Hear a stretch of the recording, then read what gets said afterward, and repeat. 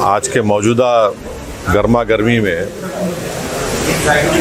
तमाम सियासी जमातें तारीख़ को भुला रही हैं और एक मंसूबाबंद तरीक़े से तारीख़ को मस्ख़ करके पेश कर रहे हैं। सच्चाई ये है कि 500 साल तक मुसलमान वहाँ पर उस मस्जिद में नमाज़ें अदा की और जब जीबी पंत वज़ीर आला या मुख्यमंत्री थे उस ज़माने में रात के अंधेरे में वहाँ पर मूर्तियाँ रखी गई।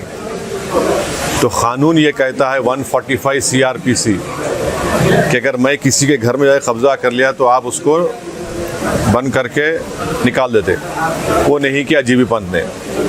फिर वहाँ एक उस ज़माने में एक डिस्ट्रिक्ट मजिस्ट्रेट होते थे, उनका नाम था नायर साहब ने मस्जिद को बंद कर दिया, मुसलमानों को आने से रोक दिया और फिर वही नायर साहब 1950s में जनसंघ के MP बने लोकसभा में। फिर ये सिलसिला चलता गया, मुसलमान तो महरूम हो गए इबादत से।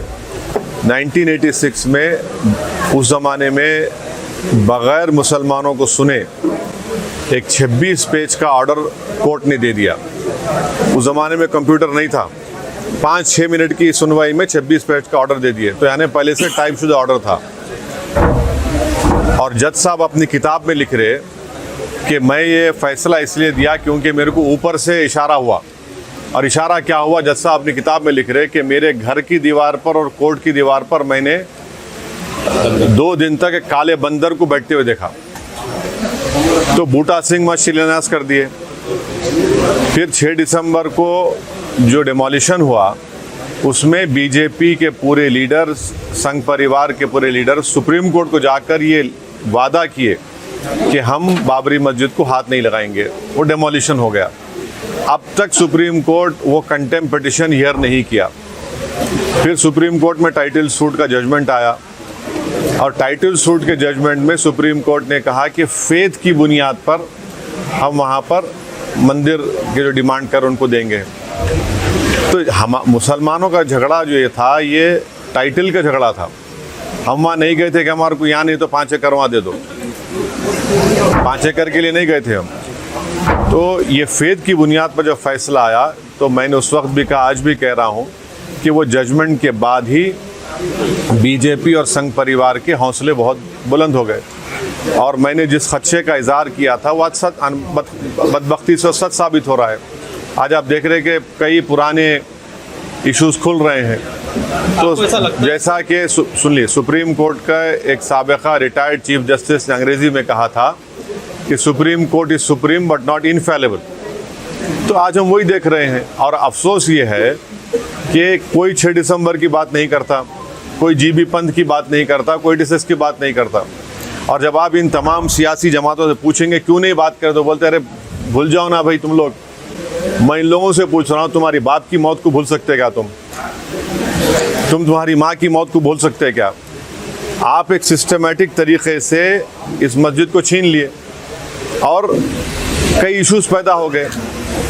अब एक सिटिंग चीफ मिनिस्टर महाराष्ट्र का बोल रहा है कि हाजी मलंग दरगाह को मैं तब्दील कर दूंगा। सुनेरी मस्जिद दिल्ली का क्या किस्सा है बताइए आप। तो ये सब चीज़ें, और ऊपर से मोदी ये चाहते हैं कि इससे मेजॉरिटी कम्युनिटी का वोट कंसोलिडेट हो जाए उनके लिए। और दूसरा उनका मकसद ये है कि भारत के मुसलमानों को उनकी हैसियत और उनका मुकाम दिखाना।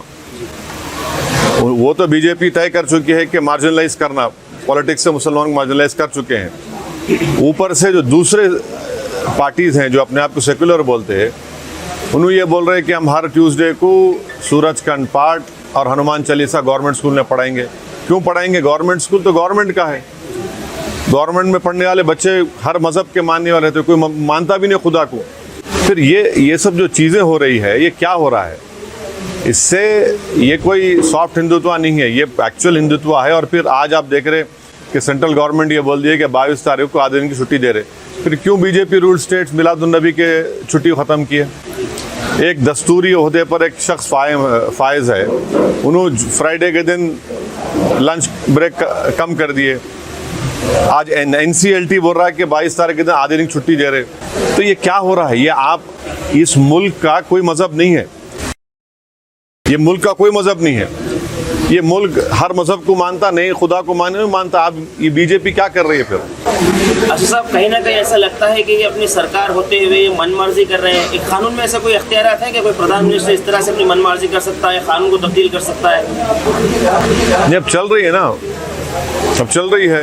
नहीं, एज पर दी लॉ की अगर हम बात करें, कानून में देखिए सच्चाई ये है कि जब पार्लियामेंट का इफ्तिताह हुआ था तो प्राइम मिनिस्टर को नहीं करना चाहिए था, स्पीकर को करना चाहिए था, क्योंकि स्पीकर कस्टोडियन होता है। मगर प्राइम मिनिस्टर ऐसा है ना, हर चीज़ में वही दिखना चाहते। फिर इनॉग्रेशन भी उन्होंने कर लिए, स्पीकर साहब नहीं थे, अब ये भी वही करने वाले हैं।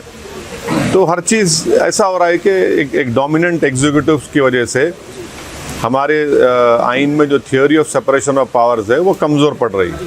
एक ड्राइवर्स का लॉ रिसेंटली अमित शाह ने जिस तरह से लागू किया था, एक ड्राइवर ने आपसे गुफ्तगू भी की थी ऑन कॉल, तो आपने बताया था कि आपने आवाज़ उठाई। तो ये चीज़ें जब आवाज़ उठती हैं तो ये एक मिसाल तक क्यों नहीं पहुँचती है? ऐसा है ना, अब तो आवाज़ उठाने वाले भी नहीं रह गए। तो चलिए, अब कम से कम आवाज़ तो उठ रही है, तनकीद तो हो रही है। और वो जो क़ानून पास किया गया था, फौजदारी के 3 नए क़ानून बनाए गए, उसमें जो एक्सीडेंट में जो लोग की मौत हो जाती उनको जुर्माना और सज़ा बढ़ा देना, मैंने पार्लियामेंट में कहा था कि ये क्रिमिनल जूरिस्प्रूडेंस के ख़िलाफ़ है ये, मगर इन्होंने कर दिया।